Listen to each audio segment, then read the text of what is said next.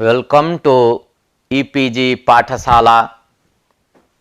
E-PG पाठशाला पक्षतः सर्वेभ्यः सर्वाभ्यश्च स्वागतं सुस्वागतं च व्याहरामि। अहं किशोरचंद्र पाढ़ी।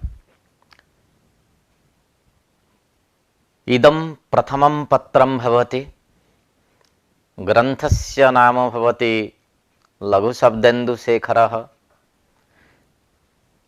लघुशब्देन्दुशेखर ग्रंथस्य संज्ञा प्रकरणम् आश्रित्य विचारः प्रचलति। अद्य तु उपदेश शब्दार्थ विषये व्याख्यानं करिष्यते। अस्य पाठस्य मुख्यांशाः एवं भवन्ति। दीक्षितमते उपदेश शब्दार्थः भावघयन्तपक्षे दोष प्रदर्शनम् उद्देश्य उपदेशयोः साङ्कर्यं करणघयन्तपक्षे भाष्यकारस्य नागेशस्य च सम्मतिः करणल्युडन्तपक्षे वार्तिककारस्य अभिमतं सूत्रे उपदेशपदस्य अनुवृत्त्यभावः। अधुना उपक्रमः इत्संज्ञाविधानाय हलन्त्यमिति सूत्रं पाणिनिना प्रणीतम्। उपदेशे अन्त्यमिति स्यात् इति सूत्रार्थः। अस्य सूत्रस्य अर्थः प्रतिपादितः पूर्वपाठे, अतः अधिकं न वच्मि। अत्र सूत्रे उपदेशपदम् अनुवर्तते। तस्य अनुवर्तमानस्य उपदेशशब्दस्य को अर्थः?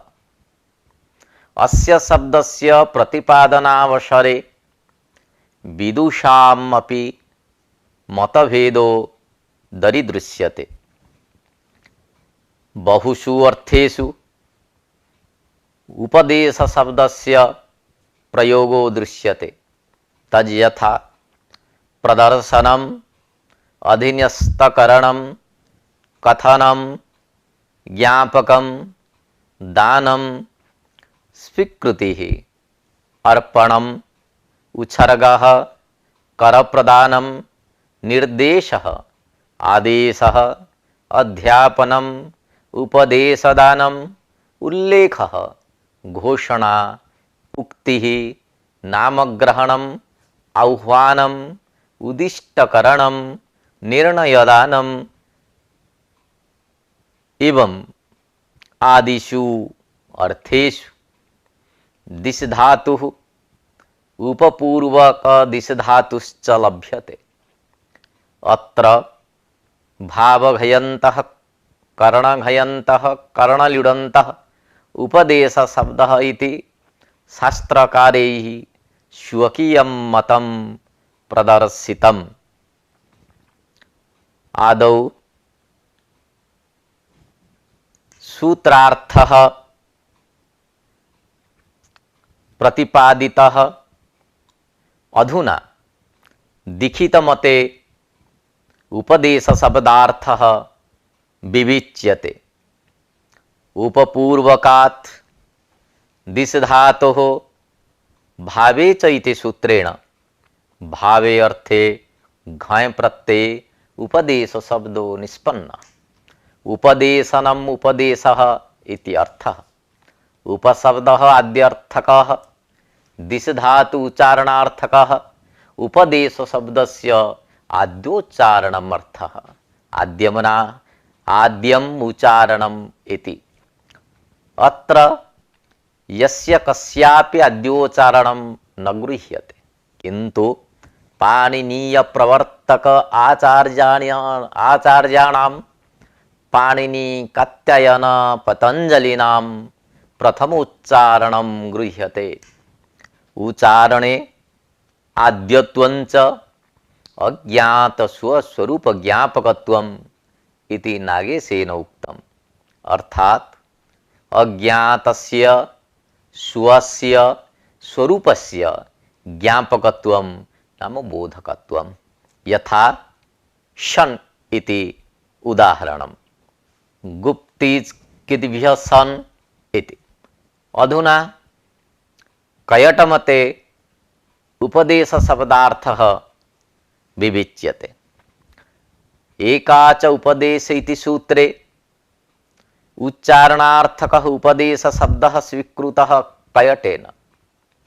तत्रैव सूत्रे इत्संज्ञाविधौ उच्चारणवचनः उपदेशीयर्गृह्यते इति कयटेन उक्तम्। इत्संज्ञाविधौ उच्चारणार्थकः दिस् धातुः स्वीक्रियते इति तस्य आशयः। अत्र आद्यत्वरूप अर्थः न लब्धः।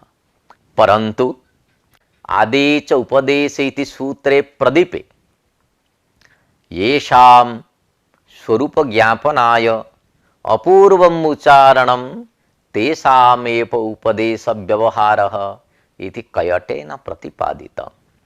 अत्र तु उपदेश शब्दस्य आद्योच्चारण रूप अर्थः प्रदर्शितः। उच्चारणं बोधानुकूल शब्द प्रयोगः। ज्ञानं किंचित विषयम् अवलम्ब्य एव भवति। यथा च बोधानंतर निरूपित विषयता निरूपक बोधानुकूलः शब्द प्रयोगः आद्य उच्चारणम्। उपदेश शब्दस्य आद्य उच्चारणार्थे भाष्य प्रमाणम् अधुना उपस्थाप्यते। आदे च उपदेश अशीति सूत्रे भाष्ये उद्देशश्च प्रातिपदिकानां नोपदेशः इति उक्तम्। अत्र उद्देश्य उपदेशयोः भिन्नत्वं सूचितम्। गुणैः प्रापणम् उद्देशः। गुणैः नाम साधारण धर्मैः प्रापणं प्रतिपादनम् उद्देशः अर्थात साधारण प्रसिद्ध धर्मैः कथनम् उद्देशः। अनेन भाष्येण अपूर्व उच्चारणम् उपदेश इत्यर्थः संगच्छते। उपदेशे अजनुनासिक इति सूत्रे भाष्येपि प्रत्यक्षम् आख्यानम् उपदेशः इति उक्तम्। अर्थात साक्षात् कथनम् उपदेशः। यथा कश्चित् कर्णं गृहीत्वा अयं ते गहुः इति प्रतिपादयति, एवं गुप्तिज किद्भ्यः सन इत्यत्र सन प्रत्यय उच्चारणे संत्व प्रकारकं प्रत्यक्षं श्रोतेन्द्रियेण जायते। अतः सन प्रत्यय उपदेश व्यवहारः संगच्छते। अनेन भाष्येणापि अज्ञात स्वस्वरूप ज्ञापकत्वरव अर्थः विवक्षितः। अधुना भावघयन्त पक्षे दोषः प्रदर्श्यते। यदि भावघयन्तम् आद्योच्चारणार्थकम् उपदेशपदं हलन्त्यम् इति उत्तरसूत्रेपि अनुवर्तते, तदा बहवो दोषाः आपतन्ति। तत्र प्रथमः दोषः भवति तौषत् इति सूत्रेण शत्रुसानचोः सत्संज्ञा विधीयते। एवं च लुटः सदवा इति सूत्रेण शत्रुसानचौ प्रत्ययो विहितौ स्तः। अत्र शत्रुसानचादिरूपेण उच्चारणाभावात् उपदेशत्वं नास्ति। उपदेशत्वभावात् शत्रुप्रत्ययस्य सकाररूकारयोः सानच् प्रत्ययस्य सकार चकारयोः इत्संज्ञा न स्यात् इति प्रथमः दोषः। द्वितीयः दोषः भवति कवतु निष्ठा इति सूत्रेण निष्ठा संज्ञा विहिता। एवं च निष्ठा इति सूत्रेण धातोः कवत्वोः प्रत्ययोः विधानं भवति। धातोः क प्रत्ययस्य विधानं भवति, कवतु प्रत्ययस्यापि विधानं भवति। परन्तु अत्र सूत्रे tkat कवत्तुः साक्षात् उच्चारणाभावात् उपदेशत्वं नास्ति। तेन तयोः अवयवानाम् इत्वं न प्राप्नोति। एवं च तृतीयः दोषः भवति राजपूर्वकात् सुधातोः राजसूय सूर्य मृषोद्य इति सूत्रेण क्य प्रत्यये निपातनात् राजसूय शब्दः निष्पन्नः। अत्र क्य प्रत्ययस्य प्रत्यक् कथनत्वाभावात् उपदेशस्य अभावः अस्ति। तथा च क्य प्रत्ययस्य पकारस्य इत्संज्ञा न स्यात्। एवं च चित्य इत्यत्र अनुमीत क्यवादीनां पकारस्य इत्संज्ञापि न प्राप्नोति। राजसूय शब्दे क्यपः उच्चारणार्थत्वम् अस्ति इति शंका उत्थाप्यते। राजसूय शब्द साधकस्य अनुमीयमानवचनस्य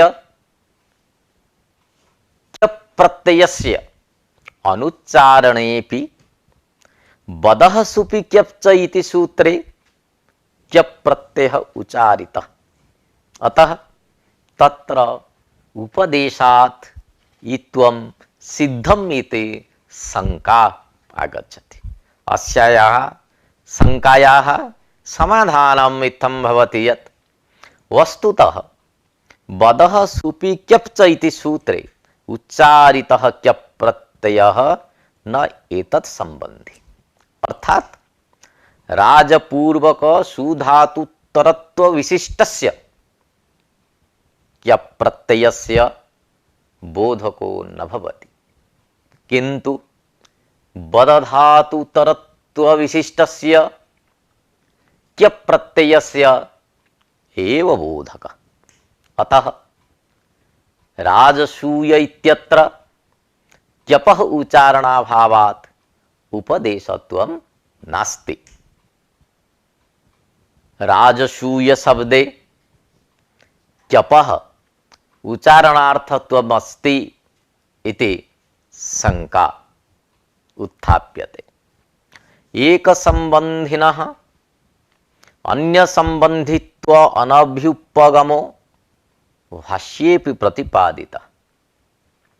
तस्यापत्यम् अतय्य इति एकमेव सूत्रमस्तु इति भाष्यकारैः आशंकितम्। तस्यापत्यम् इति एकं सूत्रम्, अतय्य इति अपरं सूत्रम् अस्ति, किन्तु अत्र तस्यापत्यम् अतय्य इति एकमेव सूत्रम् अस्तु। एवं च उपगु शब्दात् तस्य इदम् इति सूत्रेण अपत्यार्थे अण प्रत्यये औपगमः इति रूपं सिद्धं भवति। अतः तस्यापत्यम् अतय्य इति पृथक् सूत्रं किमर्थमिति जिज्ञासायाम् अन्य शब्द संबद्ध अपत्यार्थस्य अनुक्त रूप शेषत्वमुक्तं भाष्ये।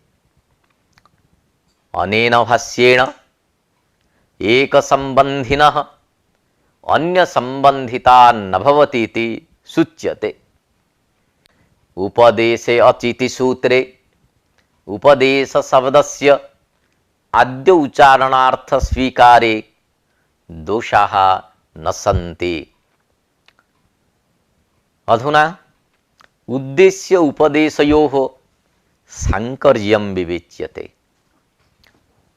उपदेशे अचिति सूत्रेण उद्देश्यस्यापि ग्रहणं वक्तव्यम् इति भाष्ये आशंकितम्। अर्थात् गुणैः प्रापितस्यापि ग्रहणं कर्तव्यम्। तेन शत्रुसानजादीनाम् इत्संज्ञा स्यात्। इतः पूर्वम् अस्माभिः दोषः प्रदर्शितः यत् शत्रुसानजादीनाम् इत्संज्ञा न प्राप्नोति। आद्योच्चारणत्वभावात् अक्तप्रत्ययस्य कवतु प्रत्ययस्य च अवयवानाम् इस संज्ञा न प्राप्नोति उपदेशत्वभावातिति यदि उपदेशे अजनुनासिक इति सूत्रे उपदेशपदेन उद्देश्यस्यापि ग्रहणं स्यात् तर्हि अत्रापि संज्ञा स्यात्। तो ही गुणे ही प्रापितस्य तवतु इत्यादि प्रत्ययस्य इस संज्ञा स्यात्। लोक व्यवहारेणापि उद्देश्य उपदेशयोः संकीर्णत्वं दृश्यते। यथा यदि कश्चन मार्ग विषयकं प्रश्नं करोति उदिष्ट मे अनुवाक इति अमुस्मिन् अवकाशे हस्त दक्षिणो ग्राह्यः इति एवं आदि गुणैः उत्तरिते उपदिष्ट मे पंथा इति व्यवहारो दृश्यते। ततः वार्तिककारस्य मते उपदेश शब्दार्थः उपस्थाप्यते। उपदेशपदे उद्देश उपदेशयोः उभयोः संग्रहे अभ्र आ अपः इत्यत्रापि इत संज्ञा प्राप्नोति। शत्रु सानजादीनां क्यवादीनां यथा इत संज्ञा स्यात् अभ्र आ अपः इत्यत्र इस संज्ञायाः व्यावृतिः स्यात् तदर्थं कश्चन यत्नः करणीयः।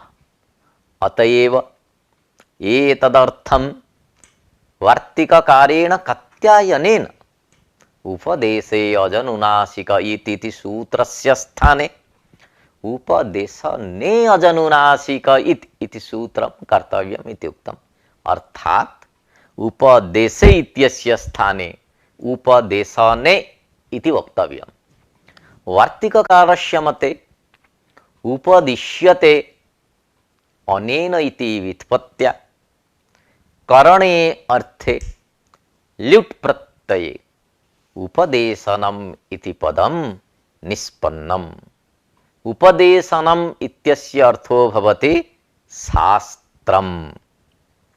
अतः शास्त्ररूपः अर्थः कात्यायनेन अंगीकृतः। ततः भाष्यकारस्य मते उपदेश शब्दार्थः विविच्यते। उपदिश्यते अनेन इति व्युत्पत्त्या करणे अर्थे बाहुलकात् घञ् प्रत्यये उपदेश शब्दः निष्पद्यते। उपदेश शब्दस्य अर्थो भवति शास्त्रम्। वार्तिककार भाष्यकारयोः लक्ष्यं तु एकमेव। वार्तिककारस्य मते शास्त्ररूपः अर्थः, भाष्यकारस्य मतेपि शास्त्ररूपः अर्थः।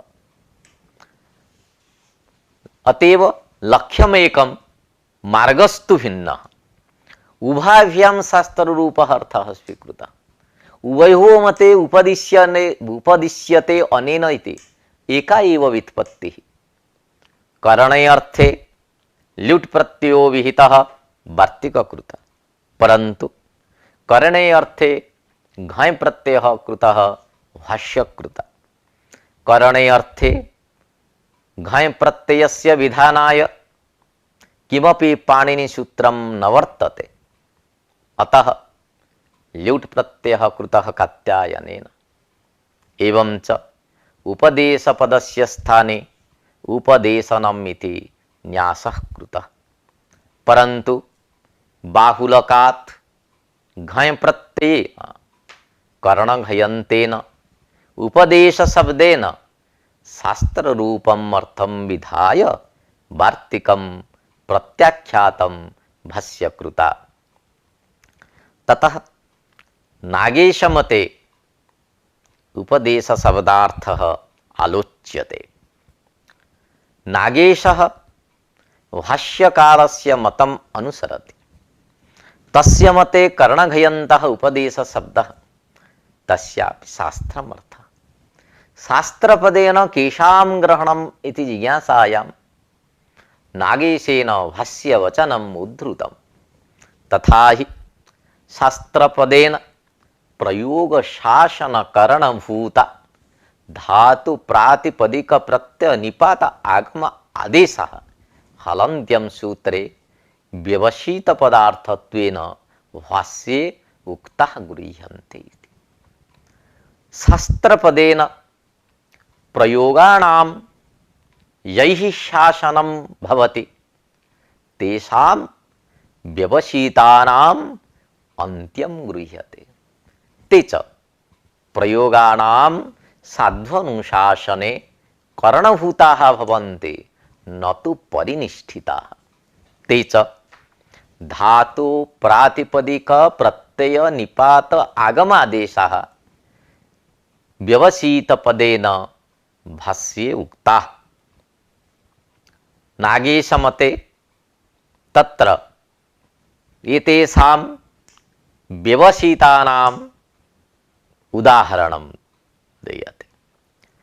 धातोः उदाहरणं डुक्रुयत्, प्रातिपदिकस्य उदाहरणं नदट्, प्रत्ययस्य उदाहरणम् अण्, निपातस्य उदाहरणम् आङ्, आगमस्य उदाहरणं धूट्, आदेशस्य उदाहरणम् इस् इति।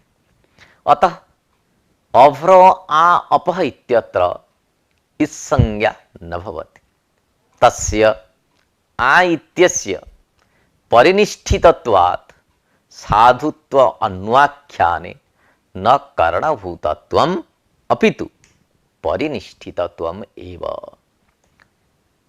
भावघयन्त उपदेश शब्दस्य हलन्त्यं सूत्रे अनुवृत्तौ दोषः आपतति।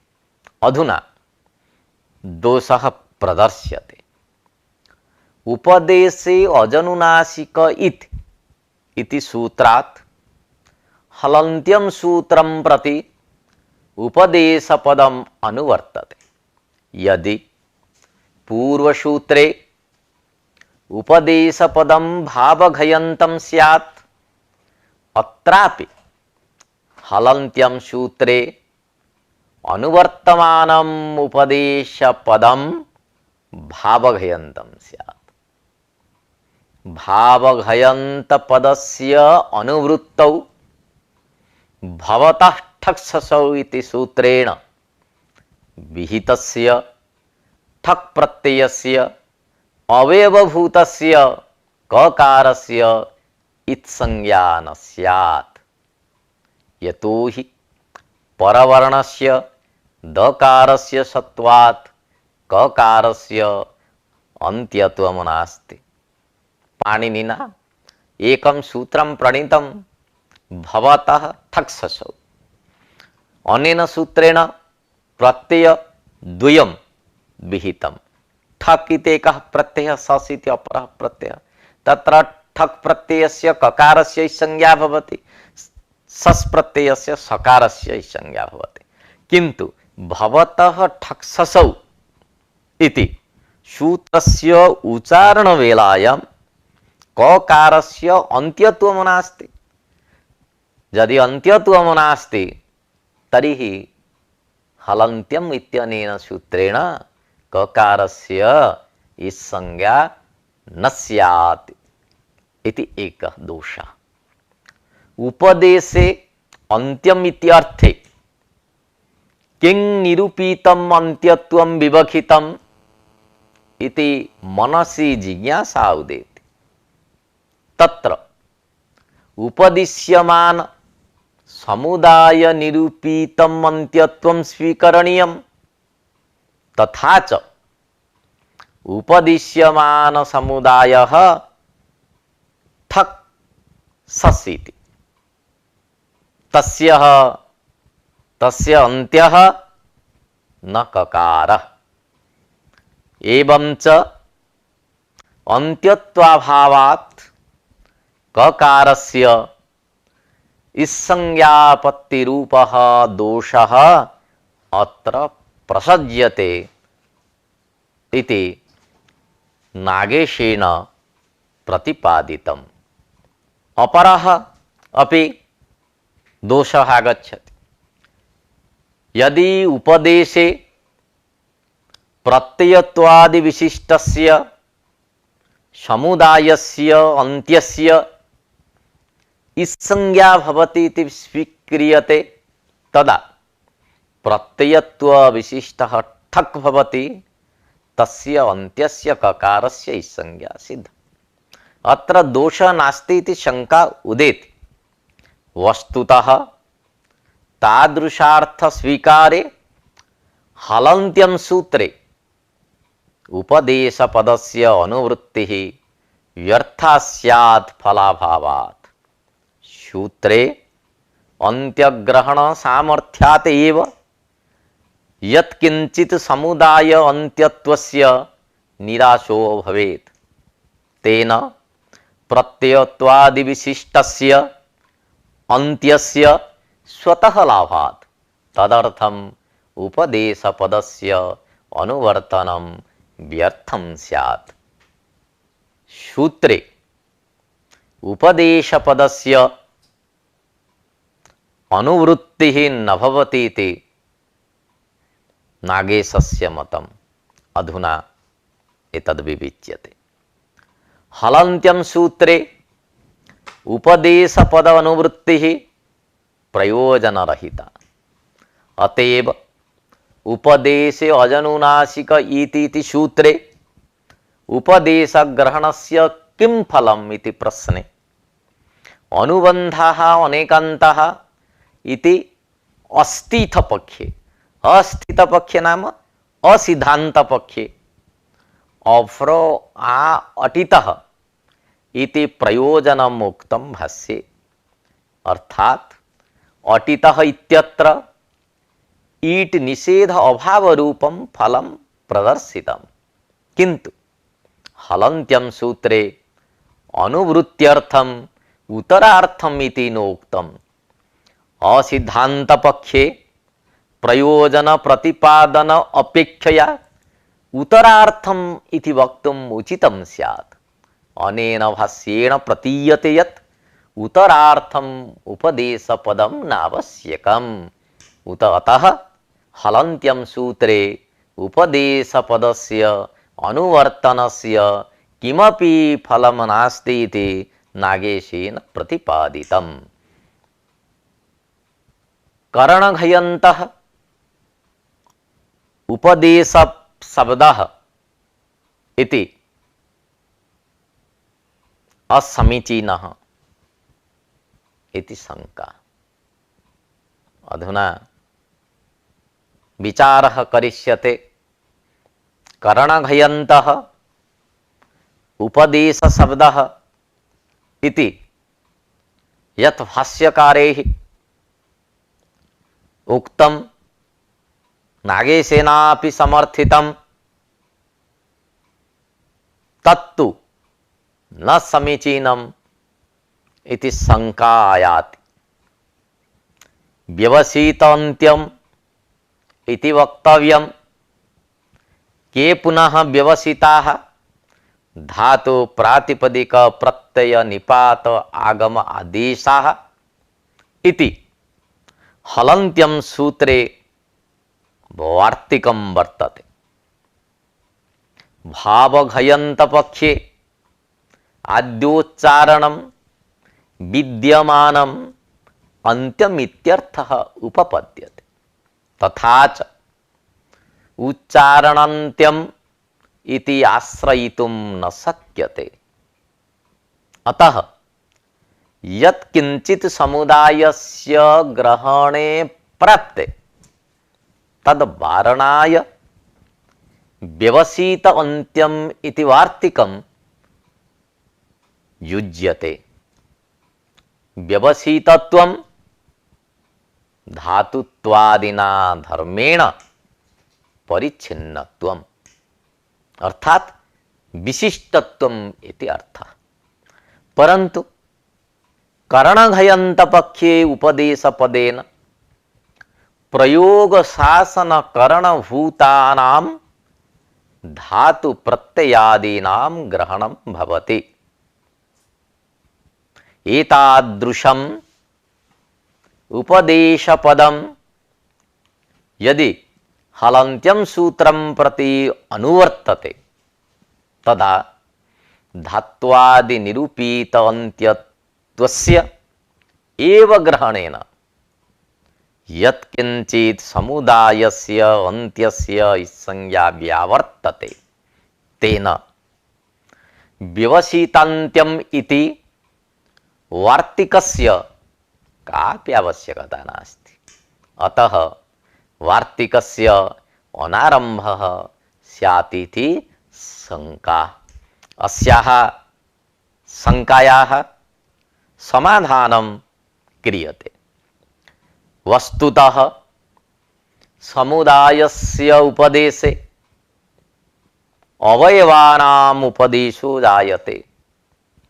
उपदेशकरणं धातु अवयवेषु अपि वर्तते। अतः तेषाम् अवयवानाम् अपि इत्वापत्तिवारणाय वार्तिकं सफलम् अस्ति। कृते च वार्तिके विवसितत्वपर्याप्त्यधिकरण समुदाय अन्त्यम एव गृह्यते। अतः न कोऽपि दोषः। भाष्यकारेण सूत्रे अंत्यग्रहण सामर्थ्यात् समुदाय अंत्यग्रहणं स्वीकृत्य वार्तिकं प्रत्याख्यातम्। अधुना अनुबंधरहितानां धातुत्वे दोषः प्रदर्श्यते। न धातुलोपार्धधातुके सूत्रे भाष्ये लुयादिशानुबंधकानां धातूनां स्थले अनुबंधलोपे कृते ततः धातु संज्ञा इति उक्तम्। अतएव अनुबंधरहितानाम् एव धातुत्वं स्वीकृतम्। व्यवसितस्य अन्त्यस्य ग्रहणे तु लुयादि धातूनाम् आद्यानुबंधानाम् इत्संज्ञा नोपपद्यते। यतः धातु संज्ञां विना इत्संज्ञायाः प्रवृत्तिः न संभवति। एवं च इत्संज्ञायाः अनन्तरं धातु संज्ञा कर्तुं न शक्यते इति शंका। अस्याः समाधानं क्रियते। वस्तुतः व्यवसित पदार्थ स्वीकारे धातुत्वादि योग्य घटितत्वम् इत्यर्थः विवक्षितः। लुय इत्यस्य सानुबंधकस्य धातु संज्ञा अभावेपि धातु यज्ञो लु शब्देन घटितत्वात् धातुपदेन ग्रहणं भवति। अतः अनुबंधलोपोत्तरं धातु संज्ञायामपि न दोषः। धातुत्वादि योग्य घटितत्वात् धातुत्वादि बोधकत्वात् इत्यर्थः। लुयोः लु धातु बोधकत्वम् अस्त्येव। अतः न कोऽपि दोषः। अधुना निपातस्य प्रातिपदिकार्थत्वे पृथक् निपातग्रहणं किमर्थम् इति शंका प्रदर्श्यते। अर्थवत् सूत्रे अर्थवत् निपातानां प्रातिपदिक संज्ञा स्वीकृता। कृत्तधित सूत्रे अनर्थकानां निपातानामपि प्रातिपदिक संज्ञा प्रतिपादिता। अतः निपातानां प्रातिपदिक ग्रहणात् व्यवसितन्त्यपदेन पृथक् रूपेण निपातोच्चारणं किमर्थम् इति शंका। अत्र व्यवसित अन्त्यपदेन प्रातिपदिक प्रत्यय निपात आगम आदेश एतेषां ग्रहणं कृतं। तत्र प्रातिपदिकपदस्य उच्चारणं कृतम् एवं च निपातस्यापि ग्रहणं कृतं। यदि प्रातिपदिकपदेन निपातस्य ग्रहणं भवति तर्हि पुनरपि निपातग्रहणं किमर्थम् इति शङ्का याति। यतोपि निपातोपि प्रातिपदिकं भवति। यद्यपि द्योतकानाम् अपि निपातानां शक्ति लक्षणा अन्यतर ज्ञान उपस्थित्य अर्थवत्वाभावेन अर्थवत् सूत्रेण प्रातिपदिक संज्ञा न भवति, तथापि कृत्तधित सूत्रेण निपातानां प्रातिपदिक संज्ञा सिद्ध्यति एव, उपपद्यते एव इति शंका। अधुना समाधानं क्रियते। वस्तुतः निपात ग्रहणाभावे न कश्चन दोषः। प्रपंचार्थमेव निपात पदस्य उपादानं कृतं। ब्राह्मण वसिष्ठ न्यायेन निपात पदस्य पृथक् ग्रहणम् इति नागेशस्य मतम्। ब्राह्मण वसिष्ठ न्यायस्य अयमेव अभिप्रायो यत् ब्राह्मणम् आनय इति उक्ते ब्राह्मणान्तर्गतत्वेन वसिष्ठं मानेतुं शक्यते।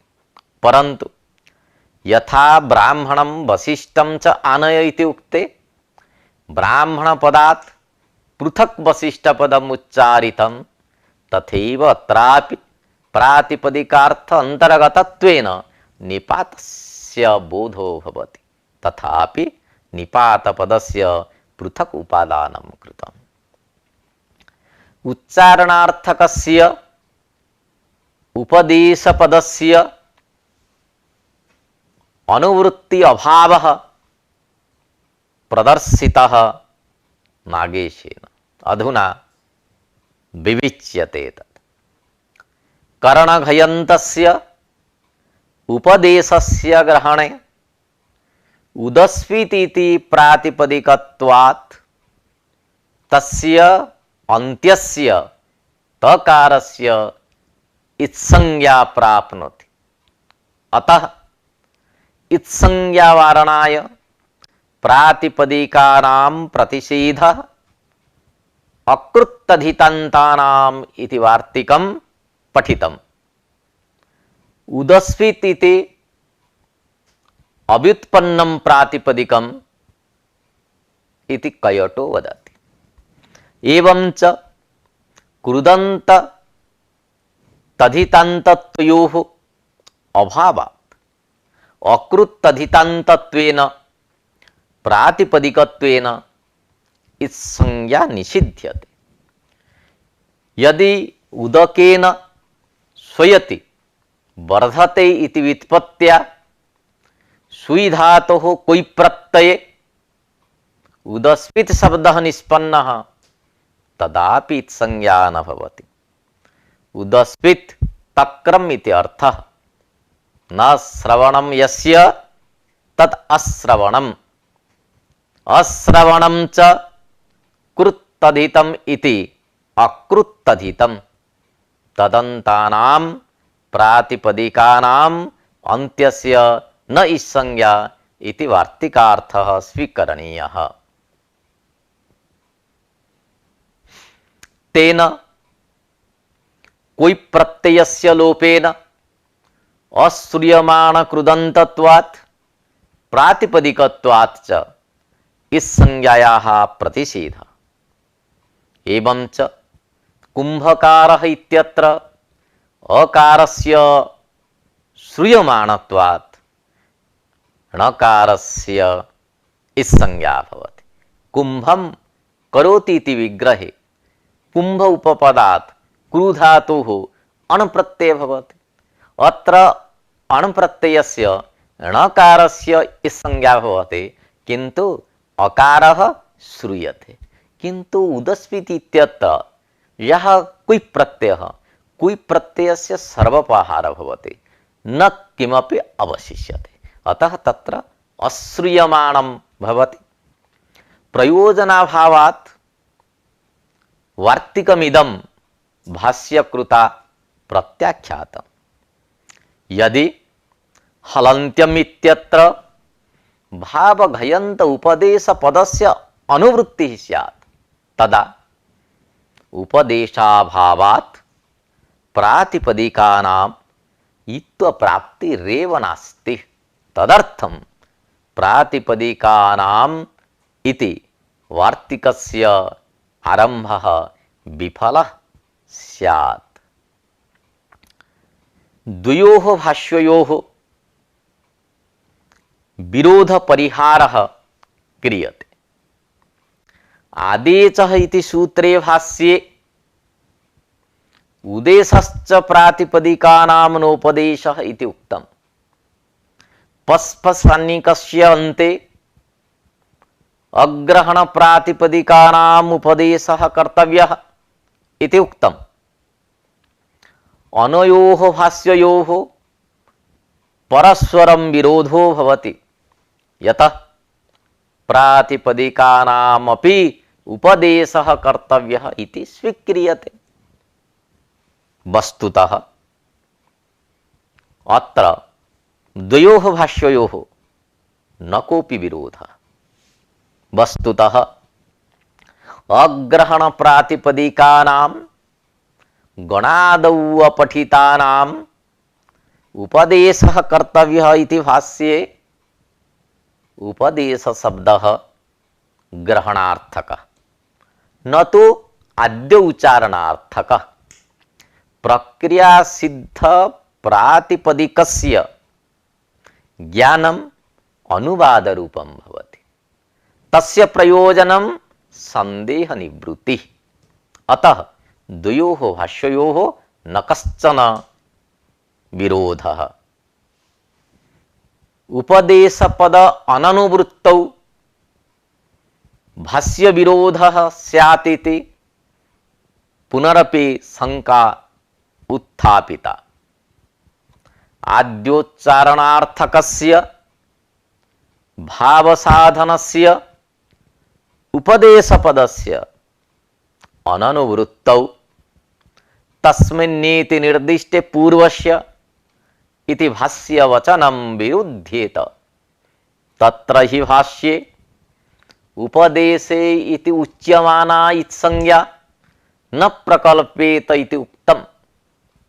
तस्मिन्नीति सूत्रे तस्मादित्युत्तरस्य इति सूत्रे च षष्ठी प्रक्लुप्तिः स्वीकृता भाष्यकृता। अर्थात सप्तम्यन्तार्थक अन्वयर्थकं पदं षष्ट्यन्तं भवति। एवं च पंचम्यन्तार्थ अन्वयर्थकं पदं षष्ट्यन्तं बोध्यम् इति भाष्ये प्रदर्शितम्। एवं च अत्र षष्ठी प्रकल्पकत्व पक्षे गुप्तीज कीतिभ्यः सनित्यत्र पंचम्यन्तार्थन्वयिनः सनपदस्य षष्ट्यन्तं स्यात्। अतः आदेश अनन्तरस्य अनिर्देशात् तस्य सनस्थाने स एव सनादेशः स्यात्। ततः परं सनस्थाने सनादेशे उपदेशाभावात् इत्संज्ञा न प्राप्नोति इति भाष्ये दोषः प्रदर्शितः। अस्य अयम् आशयो यत् यः आद्योच्चारितः सन् स तु स्थानी संजातः, जस्तु आदेशरूपः सन् स तु कल्पितः। तत्र तु पाणिनि उच्चारितः उपदेशो नास्ति। यदि अत्र आद्योच्चारणार्थकम् उपदेशपदं नानुवर्तेत तर्हि उपदेशस्य अभावेन इत्संज्ञायाः वारणस्य असंगत्या भाष्य विरोधः स्यात् इति शंका उदेति।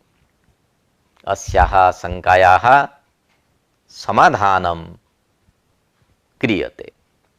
वस्तुतः अस्य भाष्यस्य एकदेशिनः उक्तित्वात् न ग्रहणीया यमुक्तिः।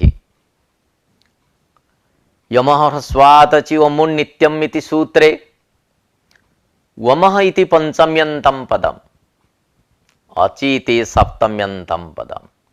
अत्र पंचमी सप्तम्योः उभयोः निर्देशात् तस्मिन्निति निर्दिष्टे पूर्वस्य तस्मादित्युत्तरस्य इति सूत्रद्वयस्य प्राप्तिर्भवति।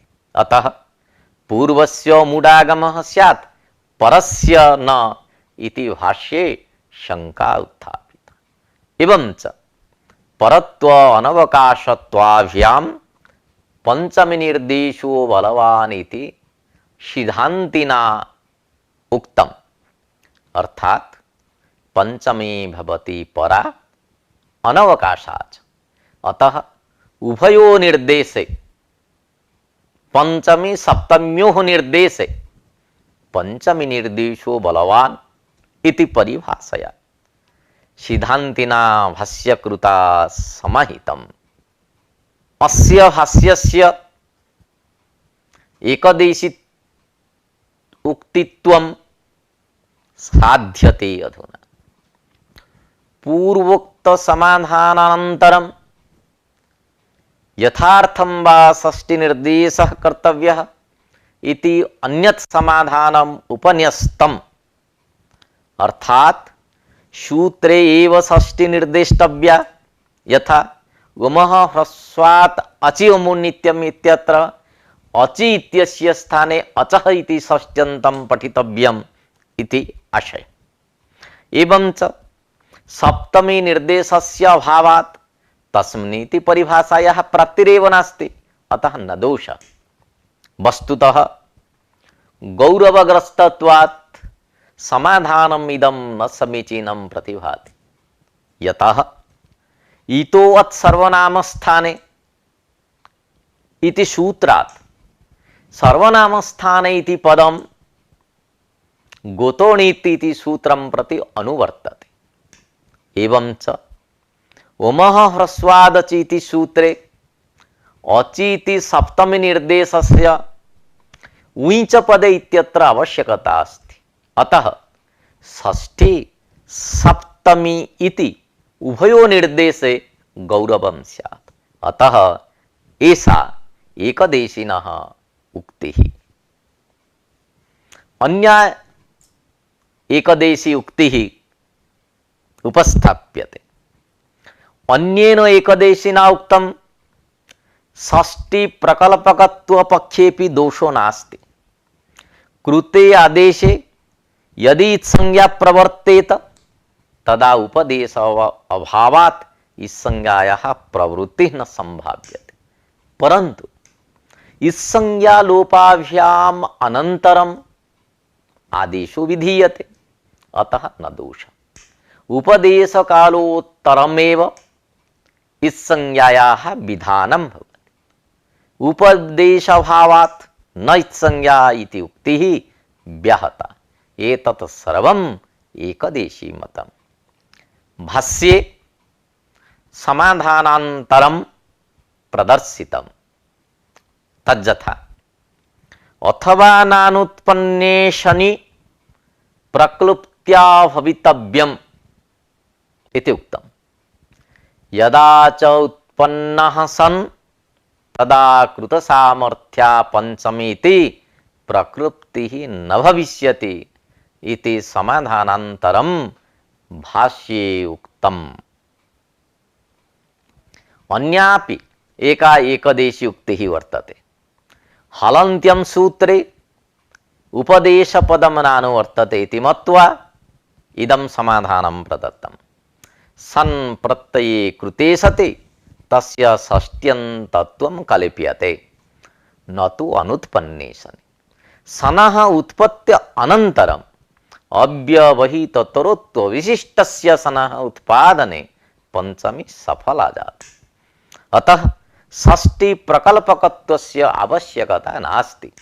तस्मात् उपदेशपदस्य अभावे न दोषः। उपदेशे अजनुनासिकः इति इति सूत्रस्य भाष्यम् एतद् सूत्रार्थस्य निर्णये प्रवृत्तम्। अतः अस्य भाष्यस्य अनुरोधेन उपदेशपदस्य हलन्त्यं सूत्रे अनुवृत्ति कल्पना असंगता स्यात्। एवं च आद्योच्चारणार्थत्वमपि तस्य न सिद्ध्यति इति सिद्धान्तः। अयूण सूत्राणाम् अन्त्यवर्णानाम् इत्संज्ञा साधन उपायः अधुना प्रदर्श्यते।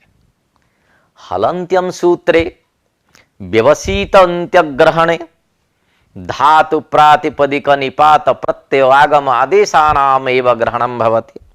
येषु अयूण इत्यादीनां माहेश्वर सूत्राणाम् अंतर्भावो न भवति।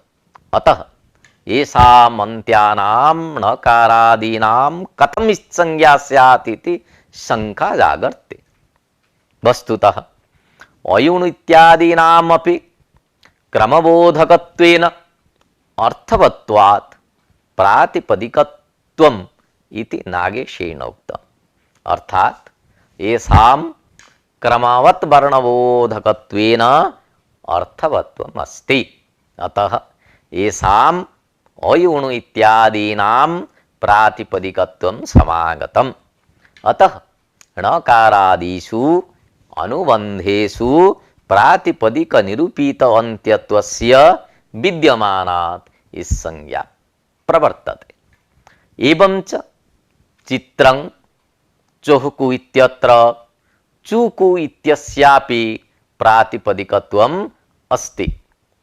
इत्थम् उपदेश शब्दार्थ विषये विचारः संजातः। अधुना अस्य पाठ्यस्य सारांशः उपस्थाप्यते। लिखितमते उपदेश शब्दः भावसाधन, उपदेशनम् उपदेशः इति। उपसर्गात् दिश धातुः भावे अर्थे घञ् प्रत्ययः, तस्य आद्योच्चारणम् अर्थः। अज्ञात स्वस्वरूप ज्ञापकत्वम् आद्यत्वम्। आद्योच्चारणार्थकः उपदेश शब्दः कयटेन स्वीकृतः। भावघयन्त पक्षे शत्रुसानकवतु प्रत्ययानाम् अन्त्य अवयवानां न इत्संज्ञा। प्रत्यक्षम् आख्यानम् उपदेशः गुणैः प्रापणम् उद्देश्य। वार्तिककारस्य मते उपदेशपदस्य स्थाने उपदेशने इति वक्तव्यम्। उपपूर्वकात् दिश धातोः करणे अर्थे ल्युट् प्रत्यये उपदेशनम् इति पदं निष्पन्नम्। उपदिश्यते अनेन इति व्युत्पत्त्या उपदेशनम् इति। उपदेशनम् शास्त्रम्। भाष्यकारस्य मते उपपूर्वकात् दिश धातोः करणे अर्थे बाहुलकात् घञ् प्रत्यये उपदेश शब्दः निष्पन्नः। उपदिश्यते अनेन इति उपदेशः। उपदेशः नाम शास्त्रम्। नागेशेनापि कर्णघयन्तः उपदेश शब्दः स्वीकृतः। हलन्त्यं सूत्रे उपदेशपदस्य अनुवृत्तिः नावश्यकी इति नागेशस्य सिद्धान्तः। शास्त्रपदेन प्रयोगशासनकरणभूतानां धातु प्रातिपदिक प्रत्यय निपात आगम आदेशानां ग्रहणं भवति।